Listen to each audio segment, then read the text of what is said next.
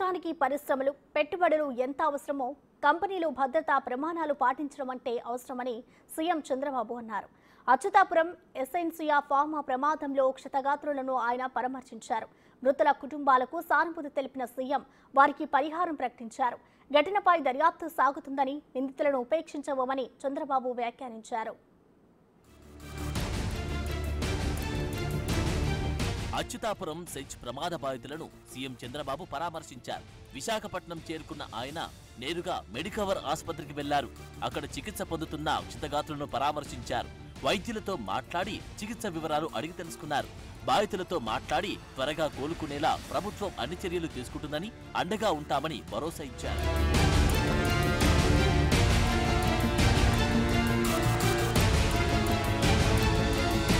ఆసుపత్రిలో చికిత్స పొందుతున్న వారిని ధైర్యంగా ఉండాలని చంద్రబాబు చెప్పారు. అనంతరం బాధితుల కుటుంబ సభ్యులతో మాట్లాడారు. ఫార్మా కంపెనీలో జరిగిన ఘటన తనను తీవ్రంగా కలిచివేసిందని సీఎం అన్నారు. ప్రమాదంలో 17 మంది మరణించగా 36 మందికి గాయాలయ్యాయి. క్షతగాత్రులలో 10 మంది తీవ్రంగా, 26 మంది స్వల్పంగా గాయపడ్డారు. ఎంత ఖర్చైనా బాధితులందరికీ ఉత్తమ వైద్య సేవలు అందిస్తామని చంద్రబాబు హామీ ఇచ్చారు. అవసరమైన వారికి ప్లాస్టిక్ సర్జరీ కూడా చేయిస్తామన్నారు. మృతుల కుటుంబాలకు ₹1 కోటి, తీవ్రంగా గాయపడిన వారికి 50 లక్షలు, స్వల్ప గాయాలైన వారికి 25 లక్షల చొప్పున పరిహారం ప్రకటించినట్లు చంద్రబాబు వెల్లడించారు. పరిహారాన్ని కంపెనీ ద్వారానే చెల్లిస్తున్నామన్నారు.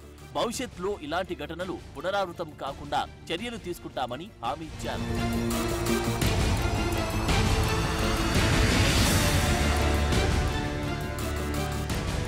పేపర్ క్లౌడ్ ఎక్స్ప్లోజన్ కారణంగా ప్రమాదం జరిగిందని అధికారులు తన దృష్టికి తీసుకొచ్చినట్లు సీఎం చంద్రబాబు వెల్లడించారు.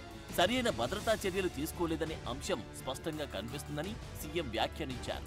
అచ్యుతాపురం ఫార్మా కంపెనీ ఘటనపై ఓ ఎంక్వైరీ కమిటీని వేస్తున్నామని, నివేదిక ఆధారంగా బాధ్యులు అందరిపై చర్యలు తీసుకుంటామని చంద్రబాబు హెచ్చరించారు. కంపెనీ యాజమాన్యం ఇప్పటివరకు అందుబాటులో లేకుండా పోయిందన్నారు.